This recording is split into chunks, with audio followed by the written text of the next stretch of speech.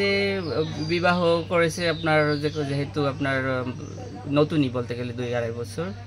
তো বিয়ের পর থেকে মা ওর সাথে শহরে থাকে। তো এই ওয়াইফের যেহেতু জেনারেশন গ্যাপ আছে, ওয়াইফের ওই মা পলাশে খুব ভালোবাসে, পলাশ মারে খুব ভালোবাসে, আর ওয়াইফকে খুব ভালোবাসে, মানে ওর দুজনকেই ভালোবাসে প্রচুর পরিমাণে। কিন্তু ওই ওয়াইফের ওই জিনিসটা পছন্দ ছিল না যে মাকে কেন বেশি ভালোবাসে। এই সাধারণ টুকটাক ছোটোখাটো ব্যাপারগুলো আমরা মাঝে মাঝে শুনতাম, আর এটাকে আমরা বেশি গুরুত্ব দিতাম না। ওই ওয়াইফ হচ্ছে আবার মানে প্রচণ্ড পরিমাণে রাগী, এই প্রায় ওই ঘর থেকে বেরোয় যেত, আবার ডেকে আনতো, কখনো আবার এই ঘুমের ওষুধ খাইতো। আবার এরকম ঘটনা কতদিন? এরকম ঘটনা বিয়ের 6-7 মাস পর থেকেই শুরু করছে টুকটাক।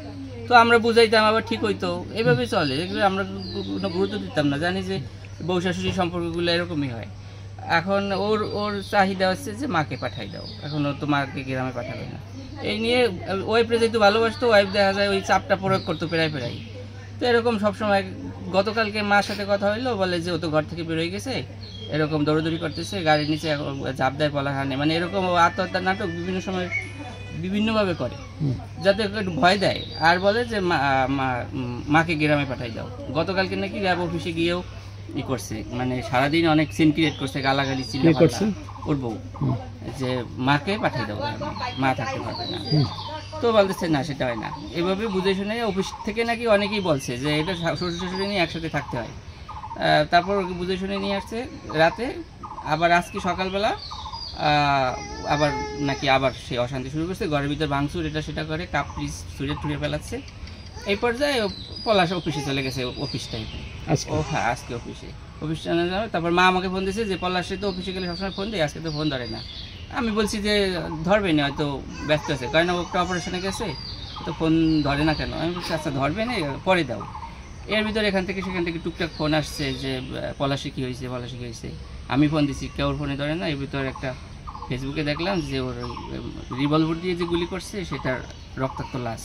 তখন অনেকটা আমরা শিওর হয়ে গেছি। আসতে অফিস থেকে ফোন দিল, গোপালগঞ্জ র্যাব অফিস থেকে ফোন দিল, মোটামুটি এখন শিওর 100% যে আত্মহত্যা করছে। এই প্ররোচনা, ওয়াইফের প্ররোচনা এখানে। এই এখন আমরা চাচ্ছি ও যদি পালাই যেতে না পারে। ও আত্মহত্যা করার পর খুব মানে ঠান্ডা গলায় বলছে যে আমরা জানতে চাইছি যে আমার বড় ভাই যে পলাশ কয় ও সম্ভবত আত্মহত্যা করছে, এটা ঠান্ডা মাথায় বলে, ফোন রাখেন, ও সম্ভবত আত্মহত্যা করছে।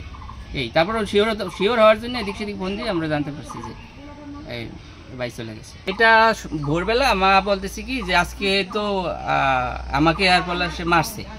আমি তো অবাক যে এটা কি, হয়তো হাতাহাতি এটা সেটা করছে, তো মারছে। আমি ওইভাবে মন খারাপ হয়েছে, কিন্তু ভাবলাম যে ওরকম পাগলামি করতো। আমি আর আমার দাদা যাই একবার ঢাকা, ও বুঝাই আসছি, মানে খুব অশান্তি করে ওকে মানসিক। আমি বলছি যে ওর মানসিক সমস্যা থাকতে পারে, মানসিক ডাক্তার দেখাও। তো ওর একটাই চাহিদা যে মা থাকতে পারবে না, এই হচ্ছে মূল টার্গেট। এখন পলাশ মাকে ছাড়বে না, মা পলাশকে ছাড়বে না। ওর এখন এই অশান্তিগুলো হচ্ছে, ভাবছি অশান্তি করলে হয়তো মাকে গ্রামে পাঠাই দেবে। তো সকালবেলা আজকে বলছে যে ওয়াইফে হত্যা করছে, এবং দাদা ফোন দিয়েছে তুমি কি করছো, কি আমাকে হিট করছে, আমিও তাকে হিট করছি। ওই অপমান সহ্য করতে না পারি সাথে লাগে।